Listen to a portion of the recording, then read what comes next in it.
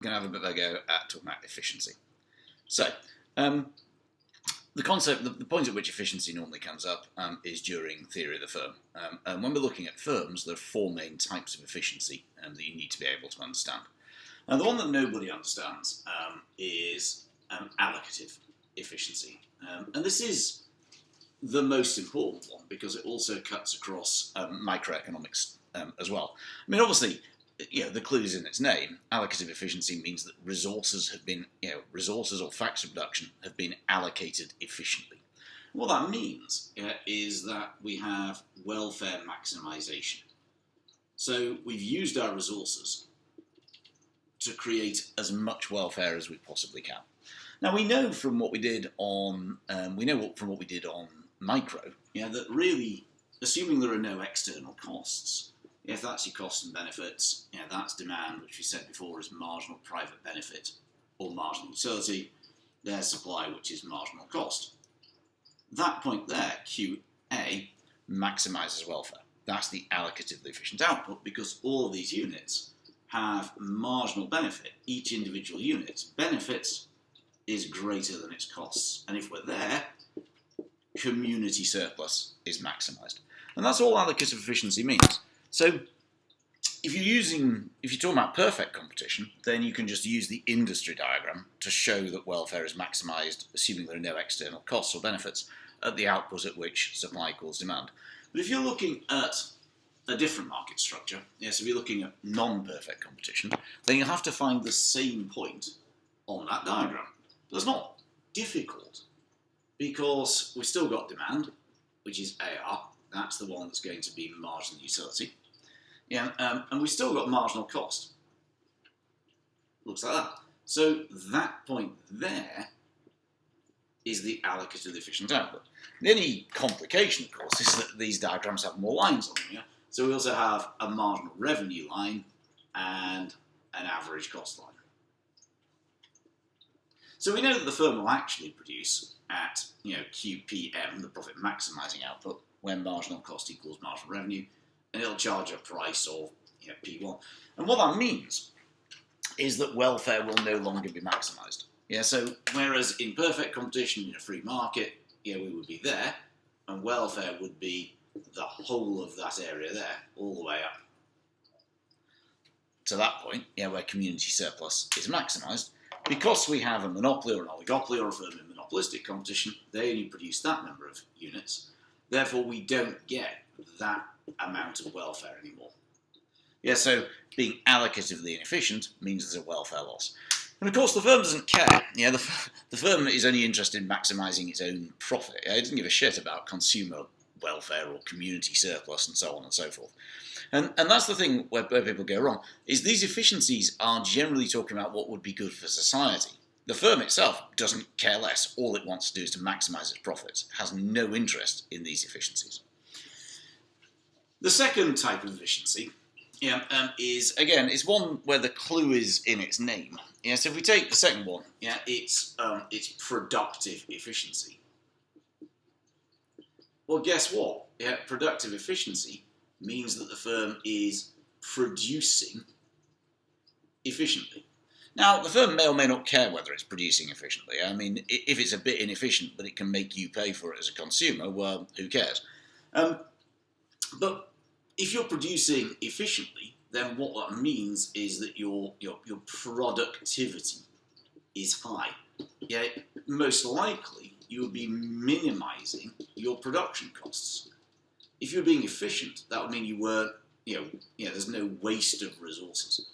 And therefore, again, productive efficiency, the clue's in its name. I mean, it's not something that you should ever be mixing up because it's obvious. Which is that if you want to be efficient, you want your average cost, your unit cost, you want it to be as low as you possibly can. So we know that the minimum point of the average cost curve is where marginal cost goes through it. So that is the productively efficient output. So what we've so far said is that allocative efficiency, that occurs where supply equals demand, which is where marginal cost equals average revenue. productive efficiency, that occurs when marginal cost equals average cost. And what you can see is that both of these efficiencies are points of interception on the marginal cost curve. And if we put these two together now and look at a non-perfect competition diagram, we can show why something like monopoly is generally regarded as undesirable. Because we've got costs and benefits like that. There's demand, average revenue, which we've also said is marginal utility. There's marginal revenue, twice as steep as average revenue. There's average cost, and there's marginal cost going through its minimum point. So the firm happily produces at Q1, making abnormal profits, because suppose it's a monopoly, has price of PM, cost of CM. So the firm is perfectly happy, but from society's point of view, it's undesirable because it's inefficient. It's productively inefficient because we're not maximising welfare. That would be the allocatively efficient point, where marginal cost equals average revenue. And because we're not there, there's a welfare loss of that area. We still get welfare. We get welfare of all of that. But we could have had more. So there's a welfare loss of the red area. And also, costs are higher than they need to be.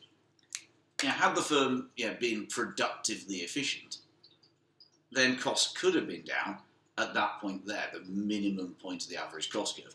And therefore, per unit, we could have used fewer of our scarce facts of production. An implication, by the way, of productive efficiency is that because we're using all of our resources, if we were productively efficient, because we're using all of our resources optimally, what that means is that if we look at a production possibility frontier, that's say capital goods and that's consumer goods, what that means is that all our resources are fully employed. We're not wasting any, and therefore the economy will be somewhere on its production possibility frontier. Thus, it will also be what's called Pareto efficient. And Pareto efficiency simply means that it's not possible to produce more of one good without producing fewer of another. The other two efficiencies, so the big ones that we need to know are allocative and productive efficiency. The other two big ones are dynamic and X efficiency. If we take dynamic efficiency, people are always obsessed by diagrams of dynamic efficiency, but really the best thing to do with dynamic efficiency is to explain it in real world terms. All dynamic efficiency is saying is that abnormal profits are made, and what they can be done in the right market structure is they can be reinvested. And they can be reinvested into one of two things. They can either be reinvested into process, which leads in the end to a decrease in average costs, which hopefully will lead to a decrease in price for consumers. So cars in real terms are a lot cheaper today than they were 30 years ago. And that's because firms simply got much better at doing it. They've got automated equipment, there's less waste, everything happens much faster. And that's because of the reinvestment of profits into these manufacturing processes. At the same time, cars are a hell of a lot better than they were 30 years ago. Firms have reinvested into products. So cars have airbags these days. And when I started driving, they didn't. But also we can think about, on both of these things, we think about, kind of Google and its reinvestment of abnormal profits. You may dislike Google, but if you think about some of the things they've done, Google Maps, Street View, all these cost you nothing other than your privacy. But all these things cost you nothing. But they're massively useful tools. Gmail, WhatsApp. All of these things, WhatsApp, I suppose they bought that, but all the others, they were developed using Google's profits. So firms that are in oligopoly or monopoly positions, because they have abnormal profits in the long term because of barriers to entry, they might be dynamically efficient. But a lot will depend on things like contestability, how much competition they really face, and so on. But as I say, when you're illustrating dynamic efficiency, it's much better to tell a story like the one that I just told, than to try and do it on a diagram. Dynamic efficiency is a real-world efficiency. And the last one then is X efficiency or X inefficiency. All through my life, I've been trying to work out why it's called this, and I never have. But basically, it's sometimes called organizational slack. And all that means is that, yeah, it's caused, or inefficiency rather, yeah, if you're X inefficient. Inefficiency is caused by a lack of either one, competition, or two, contestability. In other words, firms simply get complacent. Yeah, they don't face competition, they don't face threats, and as a result of which, because there is a lack of this, there is no competition or contestability, therefore, yeah, average costs start to rise, or they don't fall, or something like that. Yeah? The firm no longer has an incentive to really cut back, yeah, and so to really be efficient, to invest, and so on and so forth. If costs are high, because they don't face any competition, they just pass it on to the consumer anyway, so they don't care. And if you're looking for a diagram, yeah, it's a really simple one. You just simply say, well, look, that would be the long-run average cost curve that would be possible if you were a really efficient firm. Yeah, an X inefficient firm. Yeah, and it's different. Yeah, the best way of showing X efficiency is by showing X inefficiency.